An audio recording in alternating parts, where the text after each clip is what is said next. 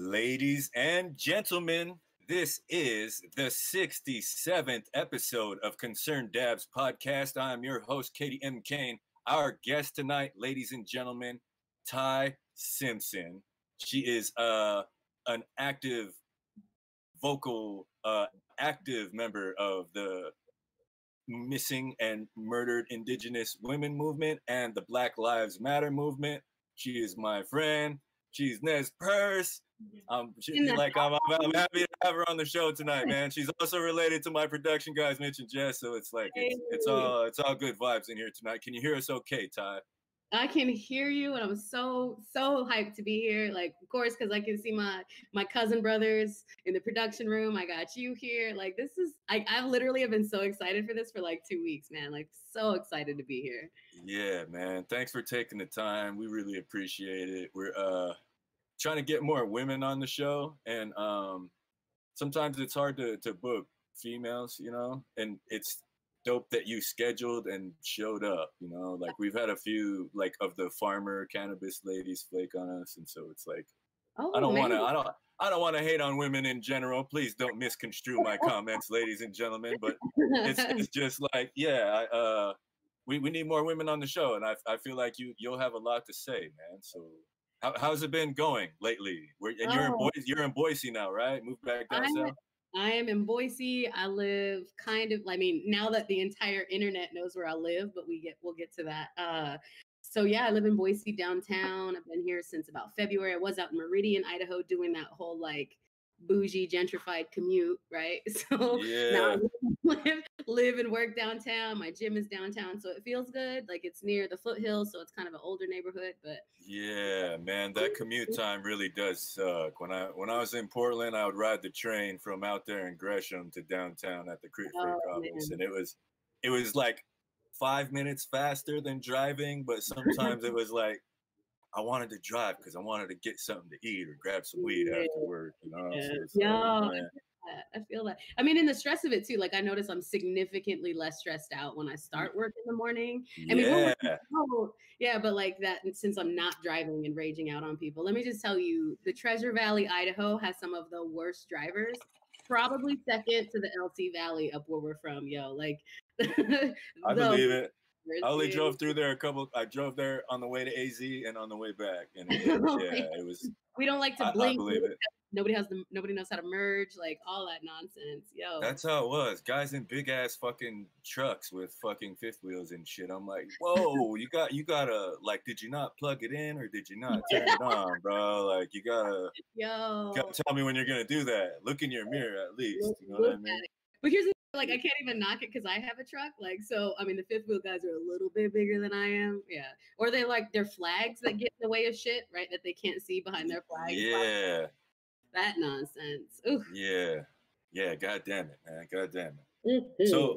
So I don't even know where to start. I usually just freestyle shit. You know what I mean? I guess can you talk a little bit about how, like, your upbringing, right? Because you lived some of your life in another country too, didn't you? So you're actually more than just cultured from our reservation and our culture. Like, you spent a lot of time somewhere else too, right? Yeah, I did. So my dad is Black. He's from Chicago, Park Forest, Illinois. I was born in Peoria, Illinois, which is about as country as Lewis and Clark Valley, right? Okay. He was working for Caterpillar at the time. He moved us around. Like, he was just really doing that whole, like, climb the corporate ladder thing with Caterpillar. And I'm really proud of him now, but back then it was just rough to, like, get on board with what he was doing. Yeah, kind of military brat style. You got moved around a lot too. It's like, hey, we need you over here in this office. Opening something up. Yeah. And you never realize, like, military brat and corporate brat are really similar. Ambassador brat, embassy brat, like all that. Like, that whole move from place to place thing was a hot mess. But I'm really fortunate. He eventually moved us to Singapore because that was his, like, big come up, right? Singapore, yeah. Yeah. So once we got over there, like, that was those more like formidable years of a young person, like middle school, high school, that awkward shit, you know, like, yeah, like, or like, how do you get along? But we're all we're all speaking like 5 or 6 different languages too, right? So like, yeah, what do you eat?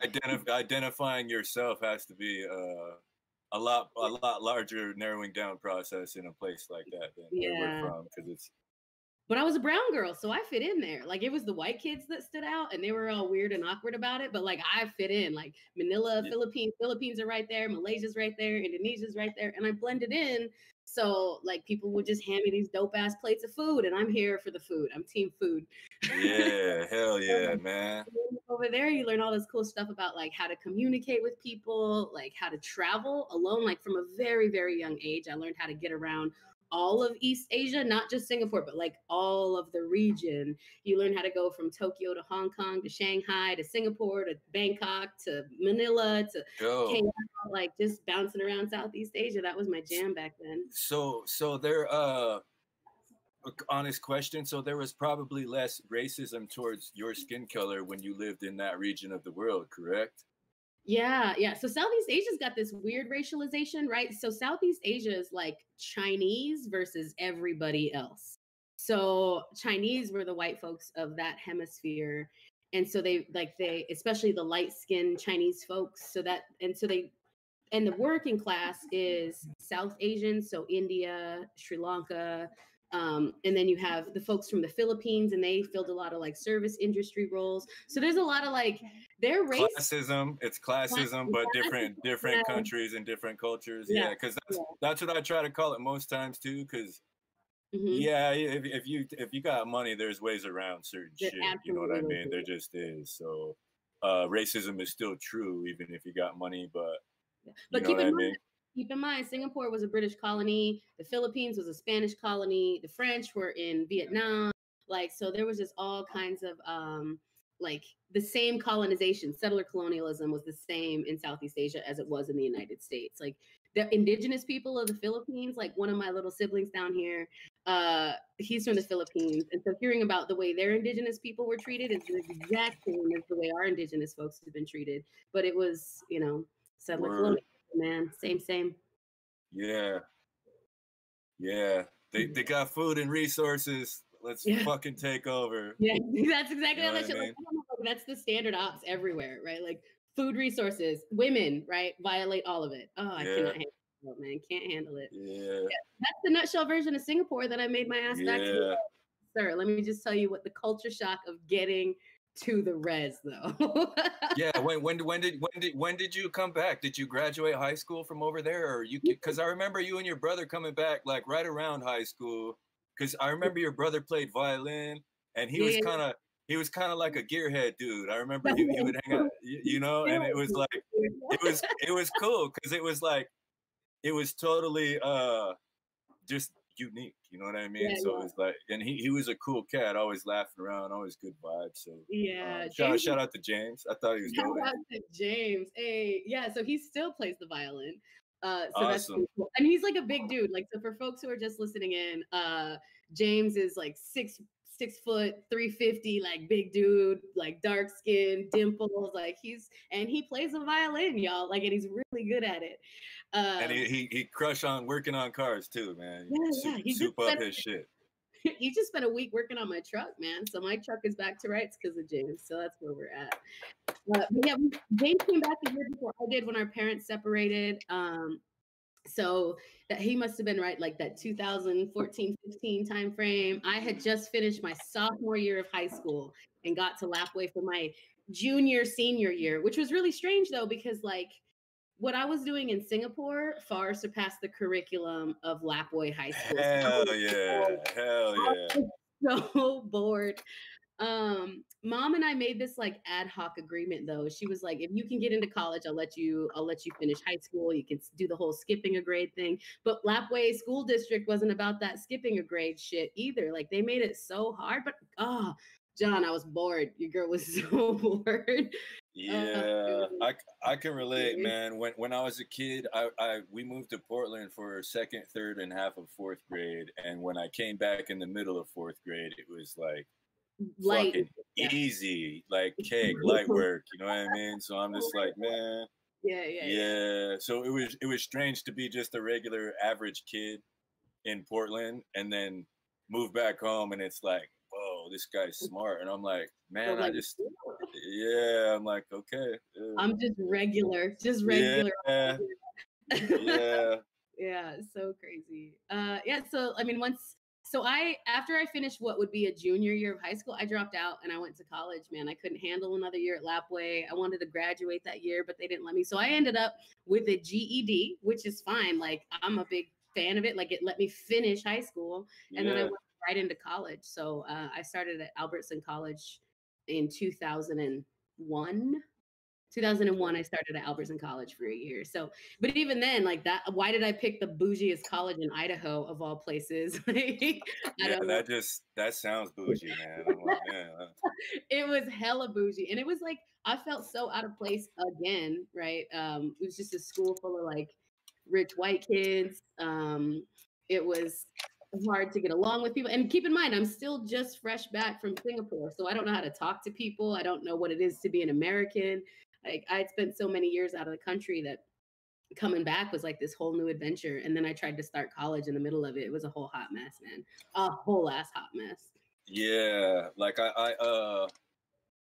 it's tough being from any culture and going to college where there's not very many of you there, you know. Like, that's how most kids go to college away and then come home before they graduate, you know, because it's tough to the Indian Center. Not that many skins show up, you know what I mean? Like at WSU and U of I, it was like 10, 20 of us that were there. Everybody was like, hey, what's up, you know? And it was like a family type community. I remember James Holt being there, and you know, we would tell each other, you know, when our due dates were, and we would ask each other like, yo, did you finish that? Like, how is that looking? You know what I mean? Need somebody to read it, and it's good to have that. I feel like that was the deciding factor between me graduating or not, because I got in trouble my senior year, but it was dope to have some Indians there that were supportive through the whole shit. You know what I mean? And I could understand where if you didn't have that, it would be a lot more difficult because it's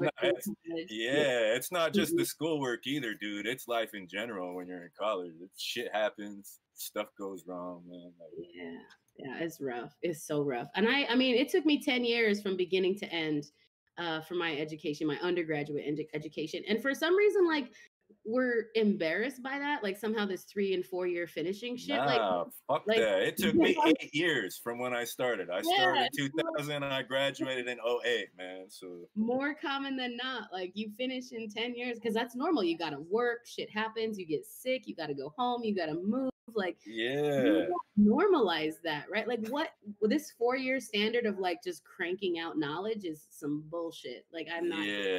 I agree. And that's why I'm an advocate for trade schools too, because that option was never sold to me in high school. It was like, no, you're smart, you need to go to college. And it's like, fuck, if I would have became a plumber, I get charged 60 to 120 an hour and I wouldn't be looking for work at all. It's like my phone would be ringing every fucking day and I'd be paid. I would, you know, like it would be. And I just look at, like, I try to tell my kids that, like, yo, I know your grandma's gonna sell you this shit. Let me tell you about this option, man. It's like, I'm gonna sell you this. I'm like, yo, like there's other options.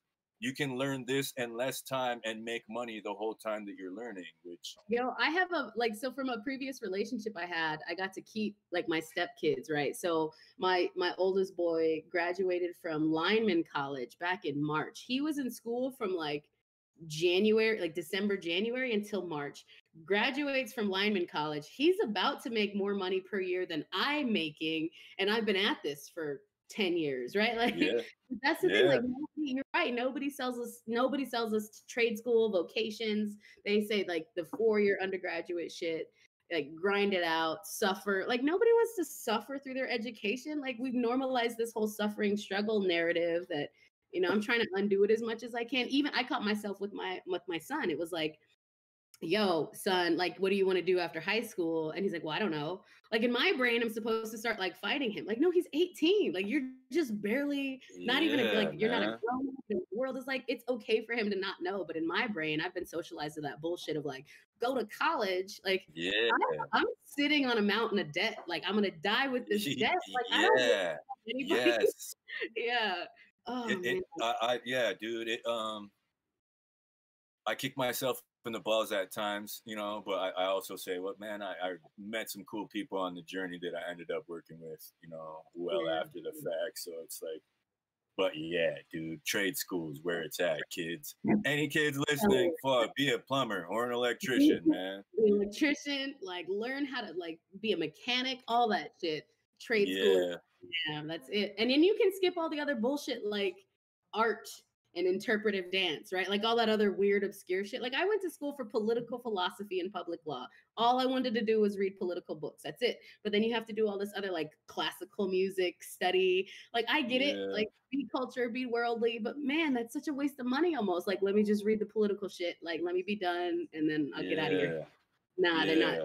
Universities are as much of a scam as insurance is, yo. So be careful about which university you choose. I agree. Good Life advice, Ty. advice. Life advice. Pro tips. Pro tips. Yeah, no doubt. So, that's like 20 minutes for intro right there. Can we Hey, jump into the shit now, Ty? let's Can we jump start? into the shit. Yes, Can yes. we like yeah? Can we like you want to talk about Black Lives Matter or murdered Yeah, and missing Indigenous women? Because let's that's start with Black Lives. kind Yeah, of that's current with the protests and such, I guess. You know. yeah. So, I mean, I've been doing anti-racism education, activism, organizing for like 15 years. It started in Boise and just escalated since like 2005. I was doing a little bit of it when I was going to school at LCSC in Lewiston, but like it really galvanized in 2005, 2006. President Obama gets elected. Some white dudes running around the student like parking garages writing nigger on all of the bumper stickers. Yo, like it was trash in 2006 at Boise State, and like nobody responded, nobody in the administration. So I get mad, and I have Damn, that's whack, yeah. so this Like, Black Lives Matter shit started with me for like a long time back. Fast forward to now, I don't feel like I'm doing anything different. Like I'm just the loudest. I'm just like the most. yeah. Like I'm really loud about this nonsense down And dude, and I know sometimes that's offensive to people, and even when it's online, I'm like, fuck yeah, you know what I mean? Like, I try to yeah. I try to clap and cheer and like and share, you know. Like, I'm a fan for real. Thanks, my guy. We need people like that, especially females of color, because it's like, yo, they're not gonna let us on the fucking news. You know what I mean? They're not, like, you know. So we need to make our own noise. My guy, here's the other thing they do. They will interview me. So I had a Wall Street Journal interview. It took this dude an hour to ask me questions. He used one sentence at the end of his article. Again, I had like a couple weeks after that, I had another interview where it was 45 minutes of time, and he used like 2 minutes of that interview. Like they're just really trying to create these like corny ass narratives. I'm like, bro, why would you spend time like that if you're not going to use all the knowledge? Like, oh yeah, that's man. I say this almost every show too, Ty, but that's why I love doing this podcast shit, because it's long form and it's unedited. So yeah, it's you're fucking saying the shit. I'm not picking a quote of fucking 10 or 12 words to stick in at the end. You know what I mean? I'm not. I put 10 words on the flyer and that was it. It's like, it's her. She's talking about this and she's talking about this, you know? So yeah, man. So thanks for coming on the show again. Yeah, we're here for the revolution, however that looks, man. And that's the other thing, like why I was so excited, because you're telling and sharing stories that are like the raw shit. Somebody needs to be telling the raw stories. And they're not gonna like us for it. Like they're gonna talk shit to you, they're gonna talk shit to me. Like it's a mess out here. It's a mess out here. Yeah, I try to just understand that too going into it. That nobody's gonna like you for telling the truth most times, except other people who are doing the same thing. Yeah, so I appreciate you, man. Like it's dope. So like what's the currently? I've seen you post lately about just different things going on in Boise. And I saw you post also. It was a video where I can't remember where the interview was, but it was like 30 seconds, and you were talking about, well, my culture predates this whole state, and so it feels. And I'm just like, yeah, I was like, fuck yeah, like it just. I say that in response to anybody who's trying to. Well, this has been. I'm like, I'm time immemorial, bro. Fuck your history. You know what I mean? Like I don't give a shit about any of that. And that was dope. But I also saw another post where you were talking about, you know, feeling like doubtful sometimes, like some of the shit you do just doesn't really matter. But in this post, you were talking about, man, maybe I am having a little bit of effect or something. Can you talk about, you know, like the recent summer and some of the shit you've done? Because I always see you posting that I'm speaking at this and I'm speaking at that. And so I try to click like and share. I probably don't have a shit ton of friends in Boise, but if I do, please show this to them, Facebook, and maybe they'll show up. Yeah, and I mean, this is a good spot too. Like for all of these thousands of followers on my Instagram right now, I need y'all to go like Concerned Dab's podcast, like follow this, like online forever. Like I'm not gonna be the only dope podcast, so y'all need to follow it. Yeah, so the piece of that. So recently in Boise, there's a couple of things. I'm gonna put that Idaho Statesman project on the shelf for a second, where that was like that's a whole indigenous thing that white people really want to like grab onto indigenousness in a really corny kind of boxed up National Geographic kind of way. So that's what that video was. But I low keyed my answer in there, like, yeah, dude, it was super slick. I was just like, oh, and they ran this. I'm like, because it's from their website, and I'm like, ooh, from their website. Yeah, that's raw. That's raw. I was like, man, good job. That's because that's PR shit right there. You know what I mean? And that's what I majored in college. So yeah, much respect. You know I like there's some shit that I do out here. I'm like, hee, I totally like low keyed all of that. But this other shit, man. So over the last month, so we had a big old vigil in Boise for Black Lives Matter, and the vigil was purposefully peaceful. It was well thought out. Folks were like, this is not a protest, not a rally. We're just gathering for prayer and for reverie. Awesome. 5,000 folks joined up for that. Yeah, it was dope. That's a big turnout for Portland, even, dude. Like, way to go. Yeah, it was hype. A couple weeks later, there was another rally, and then that rally was much more violent, like much more what you would expect with like volatile language and like confrontation and all the like Trump 2020, all lives matter, folks, like the big ass stupid flags, like all of those fuckers showed up. Like it was a hot damn mess. After that rally, I inadvertently became the face of like BLM Boise. So they're like little ad hoc chapter of BLM here. That's not what I do. No, but they saw you. Yeah, they saw you being the loudest. So they're like, yo, can we get you? They picked the face and got big mad. That's cool. Like, stay mad, y'all. So they reposted I had a debriefing video just so I could unpack some of that shit and give like my white neighbors some like resources, like this is how you can be a better white neighbor.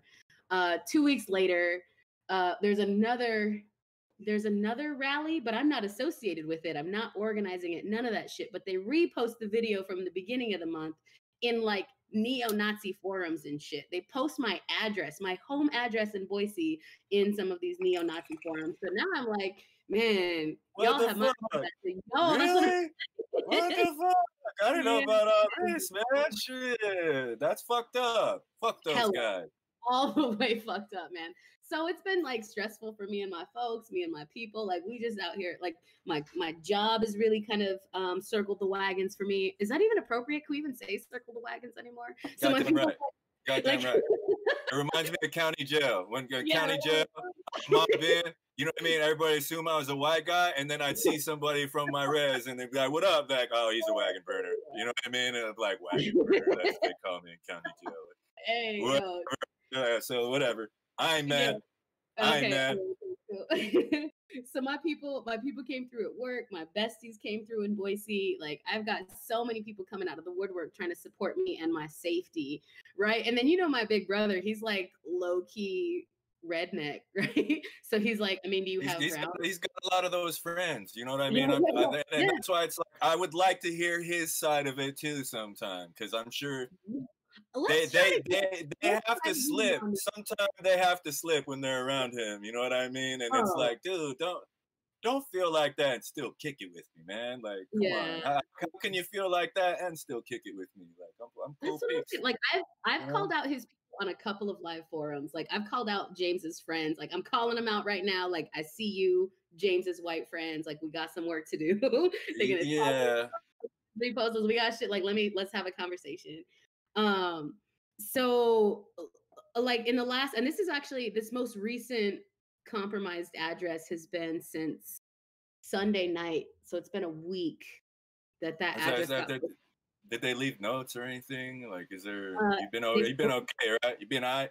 oh, I've been all right. Like I got these two big ass pit bulls. Like that's And, defense line and of defense number and one. Yeah. you stay strapped, right? And you No, it's right. It's right here. Like yeah, yeah, yeah. And yeah, I see me doing the boxing classes and shit like that too. So yeah. There's. I I mean, think it's good to lead by example for women too, because it's like, nah, you need a yeah. gun, you need to know how to defend yourself, you know. And it's like these things are important, especially if you're living by yourself and single, you know. Like, Yeah, and yeah, I am single and living alone in Boise. Like that's the thing. But it's and I don't know, like maybe I've always been preparing for these moments, preparing for these times when somebody posts my address, preparing for these times when some crazy ass I woman have, come at me, like catch these hands, like I I will have, shoot you, like I've got these big ass dogs. I am not yeah. playing with my safety, y'all. Like this. Me neither. Like I'm sure my neighbors were yeah. Like my lady too was just like, nah, we got to move the bed so it's not right by the window. Or you know, I'm like,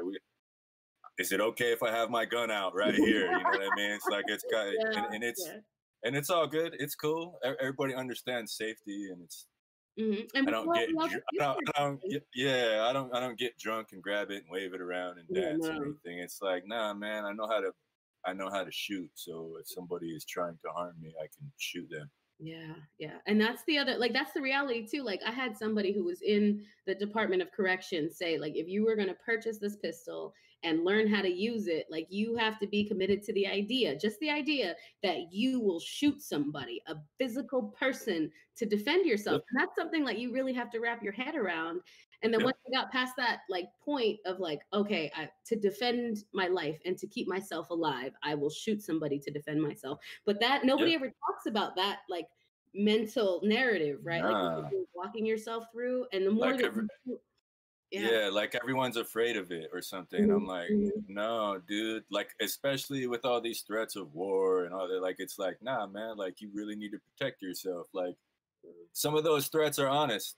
You know what I mean? Some of those people really do want to hurt you. Some of them are just talking shit on the internet, but it's like Yeah. some of them aren't. You Some of know, them aren't. You know some what? of them, you The know, ones that aren't saying shit are the ones that scare me the most, right? The ones that are quiet, like the creepy yeah, ones. I'm like, ooh, who are you though? Yeah, yeah. yeah, yeah. So, Man, so you've been okay since that Addie's public. I hope you don't yeah. have to keep moving or anything. But like, so what is some other what's some of the positive effects?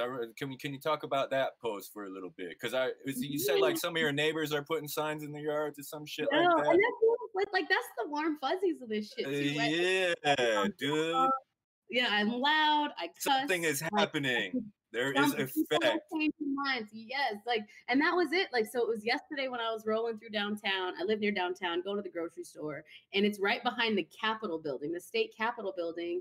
These white relatives have all of these signs talking about, equity, justice, anti-racism, white folks, we have work to do, like defund the police, like, and all Black Lives Matter, all of these signs up and down State Street in downtown Boise. And here's the thing too, right? It's like all these little old folks. Like I'm here for all the little old white people too that are in this Yeah, revolution, right? This yeah, That's the shit that really is like, okay, like I can keep taking these threats, I can keep taking this suffering because there's small movement, there's small work that's being done, and we're doing a good job, right? Like, and that's yeah. all I needed to see. I think that's all. I just needed that one moment of like, okay, we're gonna be okay. Like it's the hope. I have to hang on to hope, is what it comes down to. Yeah, and because that's the one thing that I like to, because everybody's always posting like it was in Airway Heights, somebody left a sign on someone's car, like a note or whatever, that was hateful towards I don't know if it was Black Lives Matter or something, but it just, that shit spreads like more than the positive shit, you know what I mean? Mhm, And so mhm. Yeah, I yeah, did, like, when I saw your post, I had to like and share. I think I loved it and shared it. You yeah. know what I mean? Because it's Hey, just that's like good for it you. is like there's you gotta it it's real easy to spread hate, and it's to prove that some of your being loud and mean is spreading a little bit of love and having a little bit of positive effect. I think that that deserves more attention than, you know, the death threats or shit online. You know what I mean? Because it's like, yeah, we know who our enemy is, but it's like Oh, we yeah. need to still talk about the advances and wins. You The know, people who so celebrate. Yeah, yeah. yeah, Like, you're and exactly right in that. Like this revolution, all revolutions are violent. All revolutions have collateral. yes, But at the yes, we're in the revolution because we believe in something bigger and better and stronger than this bullshit we've all like been spoon fed. And so I'm here for like throwing the spoon away, burning all the shit to the ground. Like we're capable of so much better than what we have. And so that's what I'm here for. But it takes that. It takes celebrating the wins, no matter how small the wins are. yeah, man. I agree. And then yeah, just we talked about deprogramming a little bit earlier Yeah. too. Like I've had to do a lot of that shit. There's certain things I was taught and ways to be. It's like, no, that doesn't work for me, man. And here's why. You know what I mean? You guys keep telling me to do this, and when I do this, it doesn't work. Like Yeah. I don't get that job anyway. So it's like, why the fuck am I gonna sit here and like? It's just strange to delete shit and upload my own, you know? And so And then it feels, watch you do it, right? Like people are yeah, like, what is he doing? Like, why is he doing this? And it's just like, like, dude, yeah. yeah, I don't require, I don't have to explain, man. You guys can just sit there and watch because it's, you Yeah. know, Yeah. you didn't help me write any of these files. Like, I had to work on these in private and make them my own. Like you program it on your like you the more we read, the more we like think critically. I think that some of my favorite like my admiration for you in some of your posts, right? It's always like, don't believe everything the TV tells you, right? If there's No, I just said, dude took 45 of my minutes and published 2 of them, right? Like, and that's yeah. on this huge scale. Like, we got to think better than that. We gotta Everywhere, dude. think Yeah, and people like yeah. people have complained about that from the Lewiston Morning Tribune forever. Like, you know what I mean? It's like they interview someone for an article, and it's been that since I was a kid. Like Yeah. you see, oh, I saw you in the paper. Is that all you said? And it's like, no, that's not all I said. That's what they Yeah. picked to put in the fucking story. And it's like, Exactly. it Yeah. just, yeah, dude. And so it is, man. And I majored in public relations when I was in college, dude. It's Mm. basically the manipulation of media by corporations. That's what I Oh. fucking majored in. And so it's like to see it happening and not be, it's like not even journalism anymore. It's all just paid content, PR bullshit. And it just, it's strange, man, you know, and that's why I got to try and have folks like you on my show and have friends like you online and stay in tune with ideas like that and like and share and try and Yeah. spread the word the best I can because it's not making it through on TV. It's and Oh, when it like you're saying when it's in the paper, it's fucking 20 of my words out of the fucking 20 words out of the that I spoke. You know what I mean? Yeah, it's fucking 20 seconds from a fucking hour interview. So and you know, there's it, folks like we're not the only ones that think like that. Like I've been part of some of these conferences that talk about like what does it mean to decolonize our message and our narrative, where like yes. we are not taking interviews anymore. We're not giving quotes to the newspaper. Like I said what I said right here online. You can quote this, but you got to quote the whole damn thing, right? Like there's image use, there's like soundbite use, there's prose use, like all of it. Like we get to control what's put in the newspaper, what's put Yeah. on.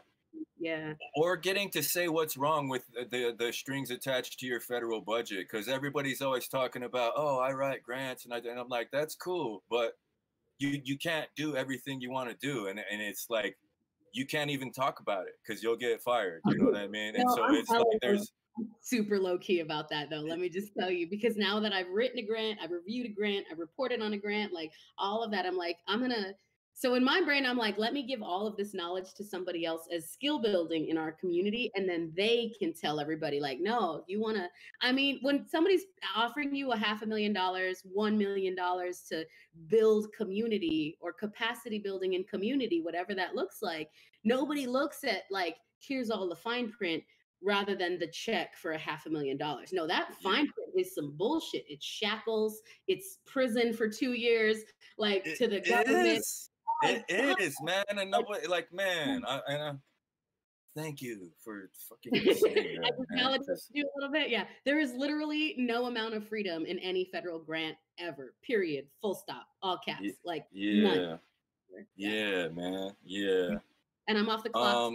So That. yeah, no doubt, no doubt. Yeah, yeah. I don't want. Yeah, I don't want anybody to have any, talkings to at work or anything like that. Yeah, it'll be all right because we know, like, Yeah, because thankfully, I work that's with. why I don't work for anybody. Like I'm just like Yeah. I'm a gig economy private contractor because Yeah. they it's not worth it to me. You know what I mean? It's like they won't pay me enough money to be quiet or be censored. It's like, nah, can I get this? I'll shut the fuck up if you pay me this per year, Yeah. and they won't. So it's like, okay, then you can't have my skill set on your team, man. I'm gonna go and do my own shit. You know what I Like, mean? John, let's talk about a second though, man. Like, what were we socialized to as young folks on the res, young folks of color, like where we are just expected to give away our shit for free, right? Like, yeah. What is Yeah, that? there's no private enterprise whatsoever taught to. It's like, and I understand to because I will give my services to my brethren freely. You know what I mean? Like I've homies that I love and haven't seen for a while will call me like, hey man, I got a couple of beats and I'll whip something up and send it over to them, and they're like, yo, these guys really. I'm like, dude, it's yours. Just have it, Yeah. and like that's my most valuable to me that I enjoy doing. But it could be something as simple as, hey man, I'm setting up a room. What should I get for fucking equipment? It's like, here's a spreadsheet, dude. Check it out. Yeah. It's I don't. And they're like, what do you want for this? I'm like, nothing, dude. Well, those old ways, right? Yeah, Whatever. yeah, Whatever yeah, you want. yeah, but in other cases, it's like if somebody has heard of me and I don't have a relationship with them, then that is conditions for me to try and do business. You know what I mean? And Oh, absolutely. Because I don't like the homie hookup by proxy, right? So like you do yeah, your homie wants you to do free shit for the no, like I'm not here for that either. Like this is work, it's labor, like it's emotional, it's heavy. My address is literally compromised and you want free consultation and then you want to get coffee for it. I think that's the most offensive shit. I really need my we'll buy you coffee. We'll buy you coffee. Like, get coffee and ask questions. Stop it. Like you pay me, y'all. Like I refuse to take cups of coffee for any anti-racism consultation. Like I refuse. I am much more expensive than that because this life has been expensive. It has taken a toll on my body, on my emotions. Like, man, I need my white relatives to understand that and then understand that in our community, right? Like we give back to each other all the time. Yeah. But when it comes to folks like coming in from the outside, like we are taxing you now. That whole like shit is over. Especially corporations who need sensitivity training or anything. It's like, nah, fuck you, pay me, dude. Like you could have hired people like me at your company, and since you're not, you got to pay me. That's your penalty. Because then they'll hire me and then keep their entire board of directors old and white and gray any fucking way. So it feels like I'm wasting my time. I can at least make some money off of wasting my time, right? Like that shit is just the whole world is sloppy. Capitalism is a sloppy mess, y'all. Yeah, this is late stage too. I try to tell myself that because I'm like, man, it's gonna be this way, bro. Have some skills and some shit to trade, man. Because it's gonna get thick, and it feels like it's happening already. And I don't feel like they have any solutions other than to say, "Fucking stay home and wear a mask." And I'm like, nobody's buying the resources that our currency is backed in. Like the whole world is changing around us, and we're just stay home, wear a mask. You know what I mean? And it's strange. But I don't want to talk about that on the podcast tonight. Okay, like we can do another episode about that. Another episode. We're past 40 minutes now, so can I get you to talk about our murdered and missing Indigenous women for the last 20 minutes of the podcast, please? Can we get some of that action? Can you tell us some numbers and some research? Because I know that you are, dude. Like you're actively just vocal about both things, and it's not just those things specifically. Like that's why I'm glad we've been able to talk about other shit than just that in the interview. Like that matters a lot to me. But I did put this shit on the flyer, so can you please give us some spiels on MMIW? Let me I can do even like a kind of general roundabout segue. So yes, I'm here for Black lives, Black liberation. Because I'm Black. I'm also here for Indigenous sovereignty and Indigenous liberation because I'm also Indigenous, right? So what happens is like in any movement, social justice movement space or any like activism, we're like siloed into this one thing. Like I can only show up Black or I can only show up Indigenous.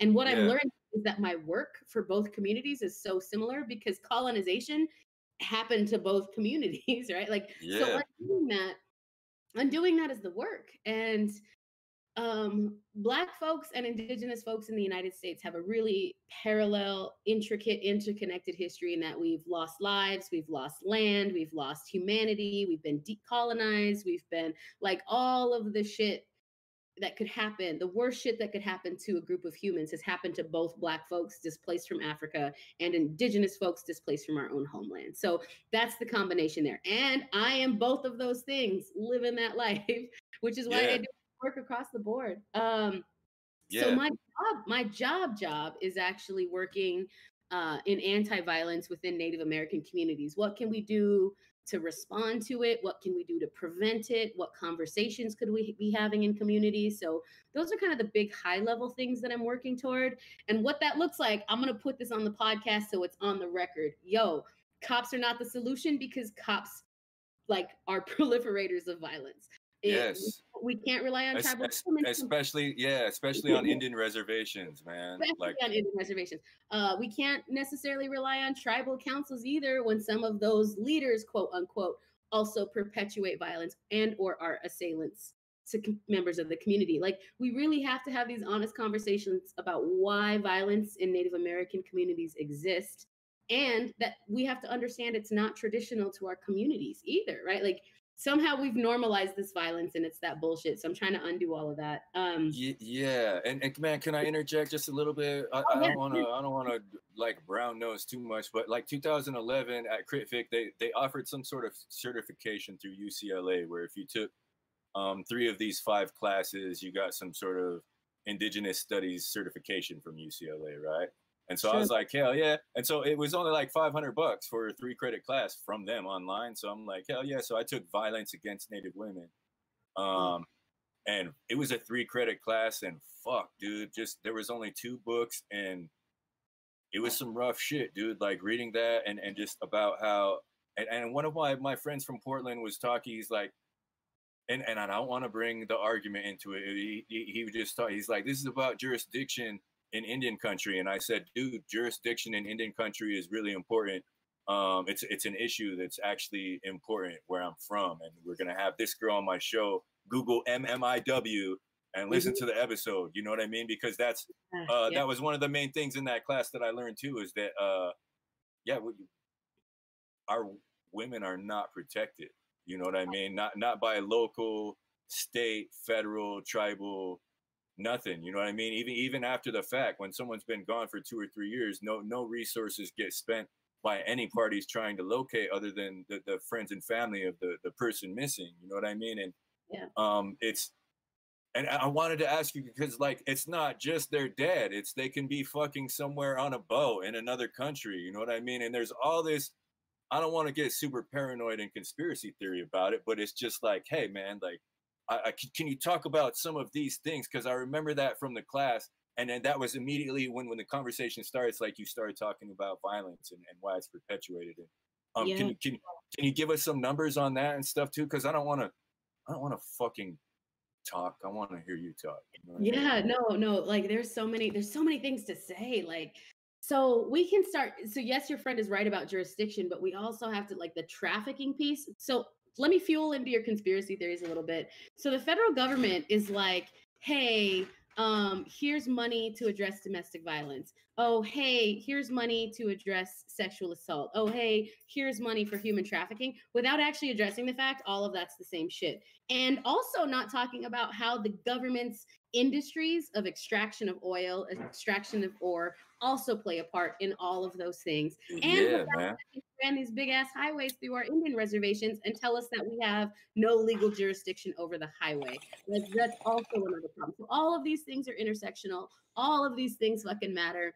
And we have to talk about them as a big picture rather than just like these individual, like, oh, domestic violence in this one instance, family by family. No, who is the perpetrator of violence? When did it happen? Is there Is there a habit or a pattern of behavior? Is it somebody that's a leader? Is it a police officer? How do the police respond? Like so many damn questions, but nobody has these conversations in Indian country, which makes it really hard for the jurisdictions, the law enforcement jurisdictions outside of the reservation to have these conversations.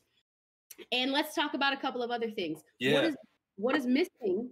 The word missing mean in Indian country versus the word missing to say the Nez Perce County Sheriff. I'm gonna call out the Nez Perce County Sheriff for several reasons, but we can talk about that another day. Anyway, so Nez Perce County Sheriff is like, oh, does this person have an issue with drug addiction? Does this person have issues with sex work? Does this person like have issues running away from school? So they'll make it a runaway issue before they ever make it a missing Indigenous woman's issue. And when the family can story all of these instances of violence, and then the cops will still be like, maybe they just don't want to be found. Like that's garbage because they are just so damn yo. So, and this happened, and then here's another instance too, and this is a conversation. I'm going to say this out loud because people don't ever want to have this conversation either. 70% of the assailants against Indigenous women, whether they are missing or murdered, is a white man. 70%. We are being accosted, violated, raped, beaten continuously by white men. And you know when this started? Contact. We're talking like 1492. You destabilize women in a community and you destabilize the community. This is about stealing our land, stealing our resources. Because 80% of the nations in the United States are matriarchies. So if you destabilize and unsettle all of the women in the community, like we all live in fear, we don't ever want to leave, we don't take leadership positions. That's so that they can acquire more land, that they can steal more land, that they can steal more resources. Yeah. And if we only proper terms, man. Yeah, you know. No, like we're not corporations, you know. Steal, not acquire. You're not acquiring, you are stealing. Absolutely. I lived in Rufino for a year, man. Let me just tell you. Yeah, talk about that too, man. Because I would see your posts about white guys at the gym, and I'm like, nah, they just got the fever, yo. I'm like, they ain't never seen that. And they're like, whoa, they're just afraid of it. You know what I mean? I'm like, man, old dude in his Under Armour underwear when it's just me and him in the gym. That's disgusting. I was so offended. Man. The mirrors and like getting oogled when I was doing squats and deadlifts, like man, like, and they're just, oh, it's just disgusting and creepy. And that is assault, right? Like we don't ever have a conversation about the fact that I was being assaulted by these white dudes and couldn't do shit about it in the gym. Yo, I cannot. I'm so like level 10 hype right now. You have no idea. Yeah, well, because I would see them, and I would just laugh like, "Fuck, that's where you're at, girl. You're in the land of maniacs, and those guys don't know how to fucking act. They've never seen somebody like you at the fucking gym before, so it's like, I gotta fucking stare with my jaw on the floor. You know what I mean? Like it's like my Under Armour underwear. Stop it, old man. Oh, boxer briefs, compression shorts. Like that's a thing. Like don't do it. That's my PSA to white men everywhere. Your boxer briefs are not compression shorts. Stop doing it. It's disgusting.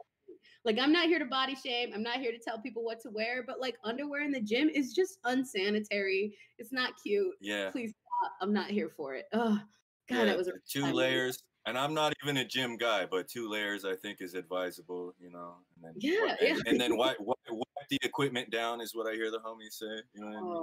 Wipe the equipment down. You have to. Like no woman wants to get on a bench that's had sweaty balls on it. Like that's also unsanitary. Like nobody wants that shit. No doubt. Yeah. Fellas, if you're listening, please pay attention. If you're listening, can I get more MMIW shit? Can you get Can you give me more MMIW shit? And then we usually wrap at 9, but I think the fellas could probably hang an extra 10 minutes, you know. Oh, thanks. Thanks, fellas. Appreciate it. Yeah. So MMIW shit. God, where do we start? So this whole thing, like my passion for this started with some of the like community story circles I had with some folks in the Boise area, and some of these people were sharing these really like heart-wrenching stories of like losing loved ones at the grocery store, babies at 16 months being stolen, elders at 81 years old being stolen. And some of this stuff is documented from the Sovereign Bodies Institute, it's documented from the Urban Indian Health Institute, but the lack of resources fueled into finding these families, finding these relatives is near zero. And I always pose this question to folks, like, when was the last time y'all saw an Amber Alert for a child that was not white? A non-white child Amber Alert. When was the last time you saw that shit? Probably near never, if not one child back in like 1986. That shit isn't for us. Why isn't it for us? We need to have those conversations. And that's why any missing person protocol is failing us if they're only going to claim white children as missing and not Indigenous women or Indigenous relatives. Because many of our murdered and missing Indigenous women are younger than 18. They're juveniles. You know what I mean? Do you have any? I don't know what the numbers are on that, but I'm sure it's a lot. Like I see it on Facebook a lot. Like somebody's posting a flyer, and I was on Beers, Bongs, and Bullshit podcast with TJ Regalado and Michael On One Smith. Shout out to those fellas. I appreciate them. And I went with them for 6 hours. We watched the fights for 3 hours, and then they interviewed me for 3 hours afterwards. So if you have 6 hours to fuck off, or you're at work and need something to listen to, please check that out. Like, TJ asked me about this. You know what I mean? And I told him, like, dude, the only reason you're asking me this question is because we have social media now, TJ. I said, you've never seen that in the news. And he's like, I haven't.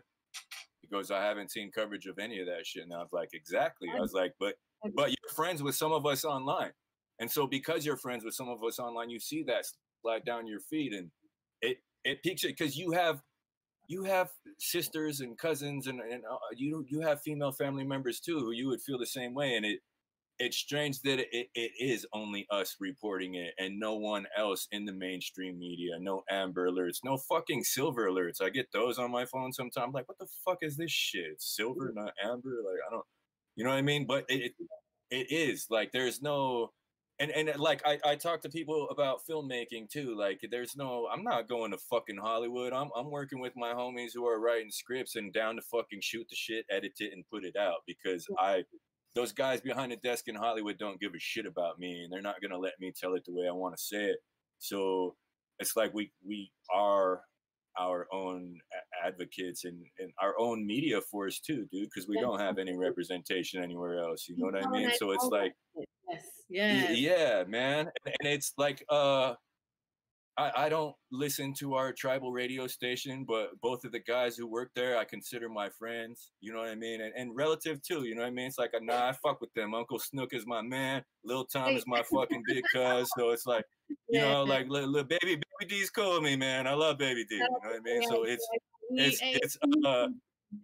but I don't ever hear them promoting content like this either, or talking about this, that they're covering any of this in an interview on their shows either. And I don't know if it's because it's federally funded or anything else. I'm not trying to point fingers or talk any shit or throw any shade or cast any stones. I'm just trying to keep it honest, man, that we don't get any representation anywhere other than amongst ourselves. You know what I mean? And so I have to acknowledge that and support me and mine, no matter what. Even when because I have friends and family that I don't fucking like for certain reasons, but if they're doing something in business or media or anything else, I don't give a shit. I'm going to fucking promote their shit. I'm going to like it.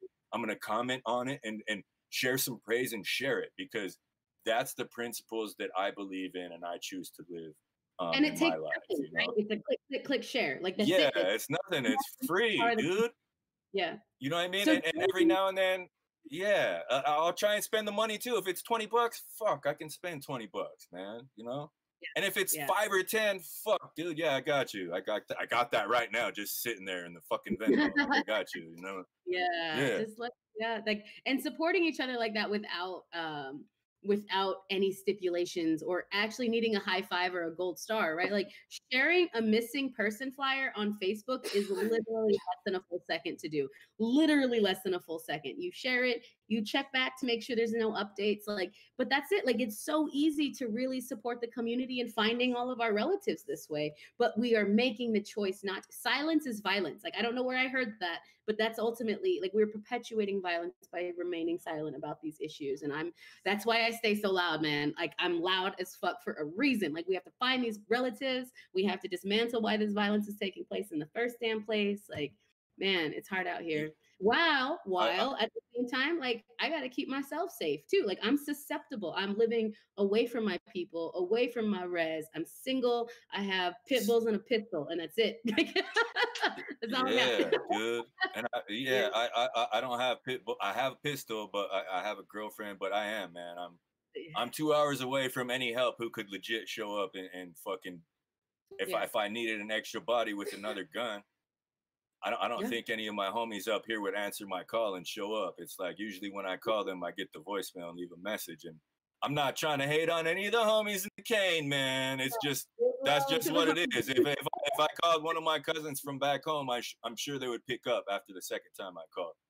And it's like, but that's just 2 hours away. You know what I mean? So what the fuck am I gonna do for 2 hours? It's like I better have enough clips, or like it's. I think about that and try to move safely, you know what I mean? And it's I can dig it. And like that it is, man, the Amber Alert stuff, mainstream media, Hollywood, everything, there's no coverage of. It's like they're trying to ignore us. And it's like and I've said this for fucking 15 years, the only time we get allowed in the media is when we're bitching about mascots.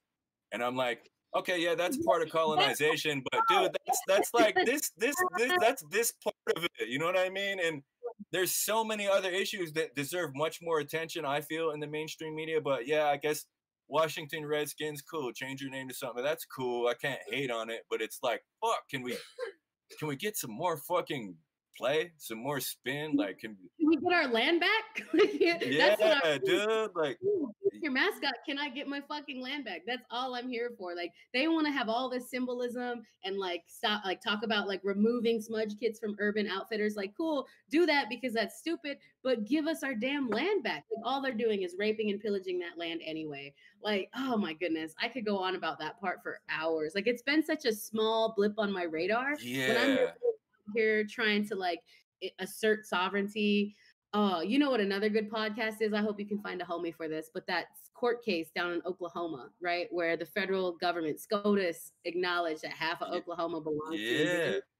Like, that needs to be a whole ass conversation. Well, dude, that was the. Well, yeah, man, can we have you back to talk about that? Because that was my whole thing about. I'm like, everybody is like, I'm not pro Trump. I'm not pro Trump, right? Okay, that's not me. But I know that guy is not responsible for all of the fucking evil in the world. But that's what the posts on my fucking timeline and my news feed say every single day, especially from people of color, Indigenous people especially. I have more friends that are Indian than anything else on my Facebook feed because I'm fucking Indian, man. I'm sorry. Like, that's what I see. You know what I mean? And so it's and then when I saw that article, it's like the headline doesn't say that. It's in the fucking last paragraph that the judge who flipped and went to the other fucking liberal judges was appointed by Trump. You know what I mean? In the past few years. And I'm just like, whoa. I'm like, what? Are you guys going to talk about that too? I'm like, you're going to blame him for everything else, but not this. I'm like, it just, I'm not pro Trump, but it is like that. It was the homie from Portland who was like, oh, that's just about jurisdiction. I'm like, bro, that shit is important, man. You know what I mean? Like that, like jurisdiction is the reason why our women don't get taken care of or defended when they go to court. If a woman is getting beaten up by her husband or her spouse and she goes to get a protection or, you know what I mean? If she gets a no contact protection order, the cops in her fucking town won't enforce that shit. And they'll sit there and say, we don't have jurisdiction. You know what I mean? And even the tribal, it's like, dude, what the fuck do we even have tribal? Like, everything needs to be written and reclassified, and people need to be held accountable and responsible. It's like, no, this is your job, dude. If you're not gonna do this, this girl is gonna get killed. And it Yeah. happens all the time and it doesn't get reported in the news. You know what I mean? Yeah. And you're actually speaking to the solution to all of this. Like we need to empower tribal court judges to to shift the way that we find retribution and recourse for missing and murdered Indigenous women. Sovereign Bodies Institute, y'all need to follow Sovereign Bodies Institute on all of the socials. Their work is going to really change the way that we prevent and respond to any of these crises across Indian country. Like everybody needs to follow them. Like they're really, truly like doing the best work, and I'm here for it. So, and another thing that you're talking about too, like judges matter. Like who presidents appoint for Fuck judges, yeah. and they're gonna matter Yes. for. And so, I mean, whatever that justice's name. Like, I'm thinking of Justice Roberts. I don't remember his name. I don't remember his name either. But Flipped wrote the opinion too, and the opinion was like, "Holy fuck, this guy is on point, man." I'm like, Trump hired you? Like he picked you? Like what the fuck? Good job, motherfucker. You know what I mean? Like it. That's all I could say. And I'm not a Trump supporter, but good job on that one, Mr. Orange Man. I've said it like 5,000 times. Like the president, all of like the two-party system, all of it is bullshit. Like that's one of the things that it is. And the fact that we use that same system in all of our tribal governments, man, like we're shooting ourselves in the foot. That's a really violent metaphor, but I'm gonna say it anyway because like the damage that we're doing in our communities using that same federal system is some bullshit. Yeah. The problem is the microcosm in the tribe, the microcosm at the federal level. Yeah. Dude, and I feel like that guy's not affiliated with either side. I feel like he snuck in with the R's because the D's didn't like him. You know what I mean? Now he's like, I'm balling out. You know what I mean? Like, and he's gonna do it again. Like Bernie's already out. You know what I mean? Like, who the fuck is nobody in Congress is gonna vote for Joe Biden? Joe Biden's not gonna support any Congress. Like he's not going to support any commerce that's going to fucking show up with a briefcase at lunch for any of those senators or those House of Reps. You know what I mean? So it's like Trump's going to be in there for 4 more. And I don't want to sit here and be supportive of him, but it's like that's what's fucking happening, dude. Like you said it, man. You said it. We all got to learn some skills and chill. Like we got to learn some skills, how to take care of ourselves. Because I mean, if this shit ends, we got to know how to feed ourselves, find our own food, clean our own water. Like learn some skills. Yeah, yeah, hey. No doubt. And like, man, dude, they're like, yeah, man, can we like? I'm gonna bug you in the next week, maybe like next month. Can we schedule? We'll just talk about that court case in Oklahoma, and I'll see if because I didn't read too much into it. I read like 3 or 4 articles, but I want to read the whole opinion and all that shit, so I can be like, yo, this didn't make it into the article at all. Yeah. Cool. You do a good job, but yeah, let's talk about it next month. I'm here for that. But I have some questions for you. Coming down to our last few minutes. You ready for these questions? All right. So we want to have an exhibition fight between Tyson and Roy Jones Jr. Who you got? Oh, Tyson. Yeah. All day. Yeah, Mike Tyson all day. Mike Tyson all day. I like Roy Jones Jr., but I grew up on Mike Tyson fights. When I was a baby, my mom told me this. When I was a baby, her and my dad would go down to North Lewiston. I can't remember the hotel out there, but George's Chinese Food was the Chinese restaurant next to the hotel. And they would get a room at the hotel on fight night because they had HBO and Mike Tyson was fighting. So they would get the room so they could watch the fight on the little 19-inch TV screen and order George's Chinese Food. And that was their stunt when I was a baby and they were in college. You know what I mean? It's like, we're going to ball out and go and watch the fight at the, you know, and I don't remember that shit, but I just remember every time after that, if he was fighting, we were going to tune in. And it's like, you know, Lapway Cable and HBO for a fucking reason. I've been trying to interview Swan's grandpa about that shit, and I'm going to keep bugging him, but it's like, dude, Lapway Cable made a huge difference in my life for the type of media I was able to consume. You know, and so I really want to interview because, Tyson over Roy Jones Jr. And next question, my bad. Sorry for rambling. No, similar vein, right? So if Anthony Joshua gets a fight with Fury, like who you got? You better get this question right, or we're fighting. I don't know who's Anthony Joshua. You don't know AJ is like my future ex baby daddy. Anyway, he's from Watford, Okay. England. Yeah, so And this is it's Tyson Fury. Tyson Fury is the white boy.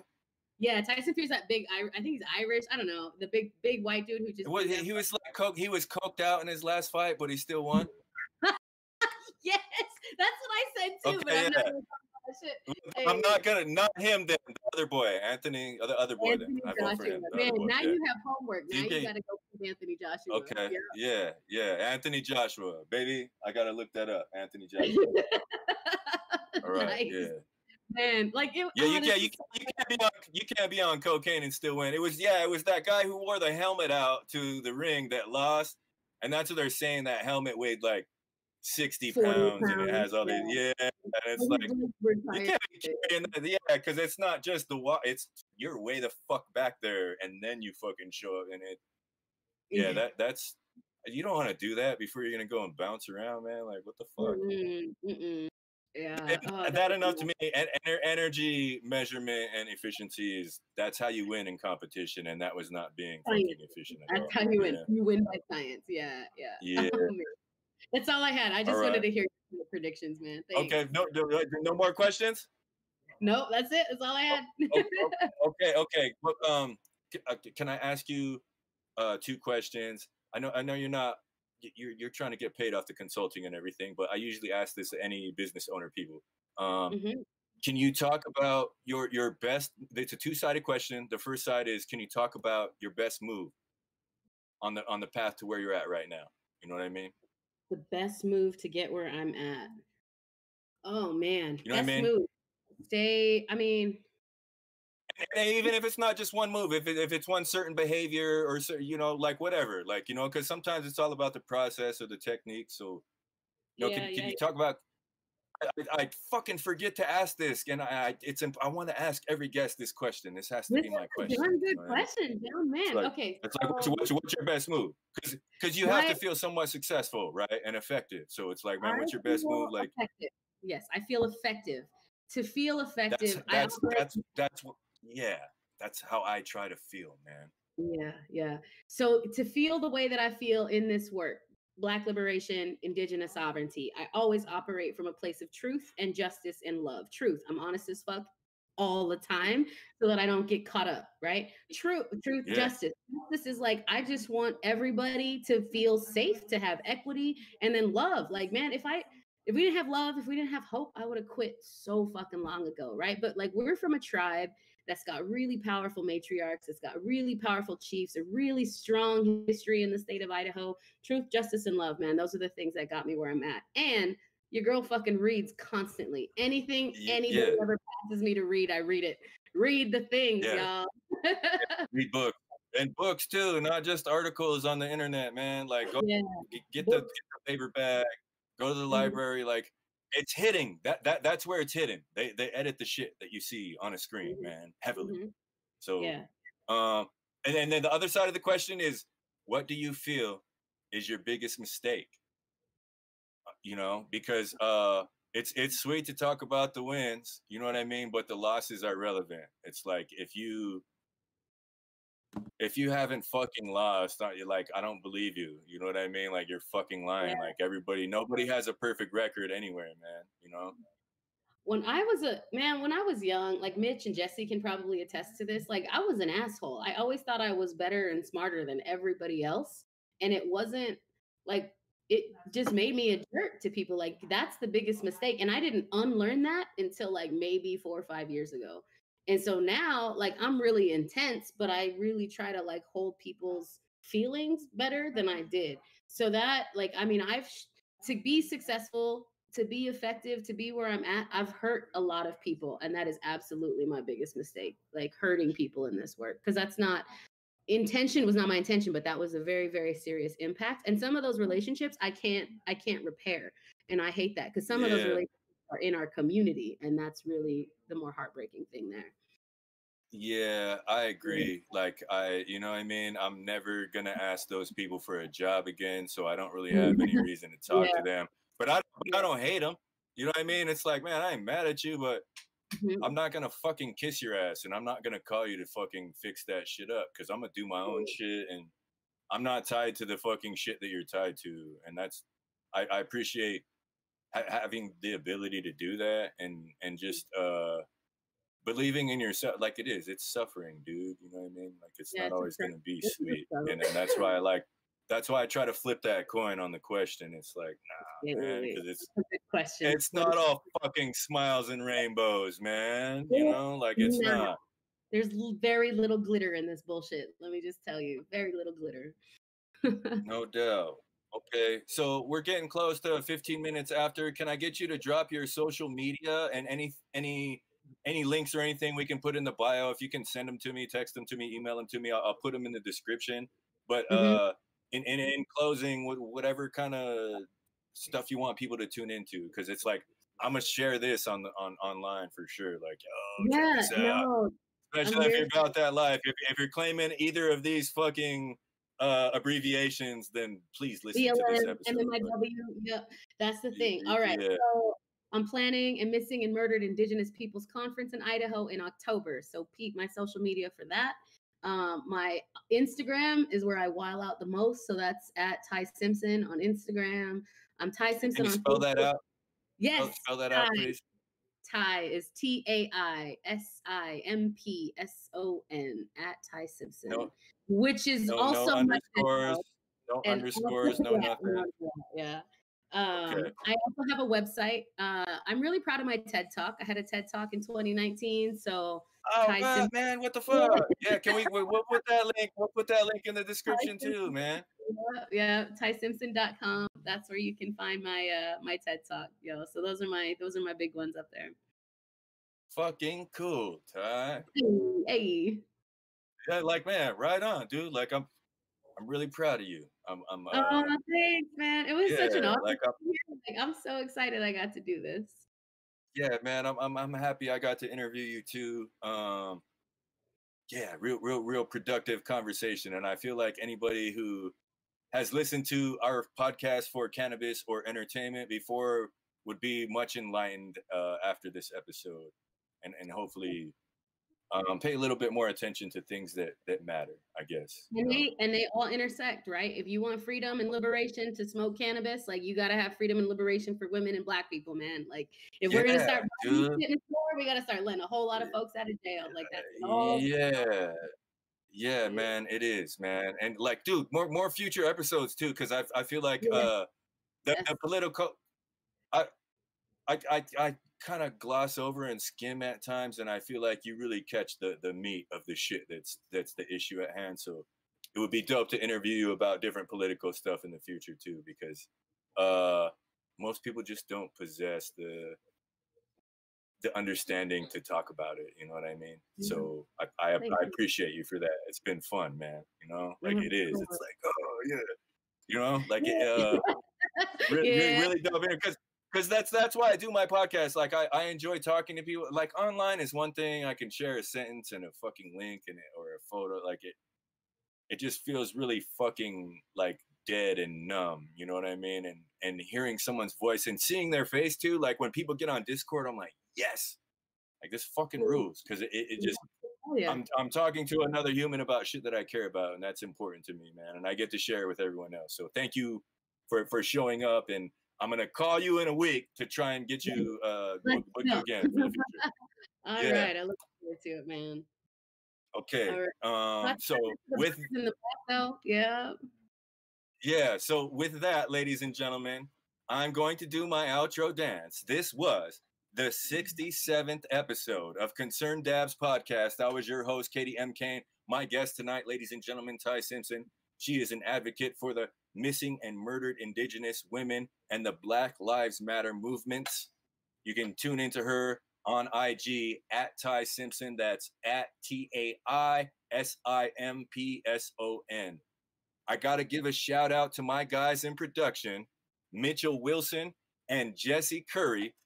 This has been a Main Node and Joseph Street Enterprise production. Hey. Yeah, fuck, man. Fucking good interview, man. Oh, hell yeah. That was so great. Hey. Like, I think that's probably the most authentic interview I've had in months, likely. Dude, yeah. I don't work for nobody, Ty. Accept Yeah, I feel like Instacart right now. I shop for Instacart right now. right? I think people are gonna hear that and be like, "Yo, she didn't code switch at all." Yeah, because I did. Yeah. Because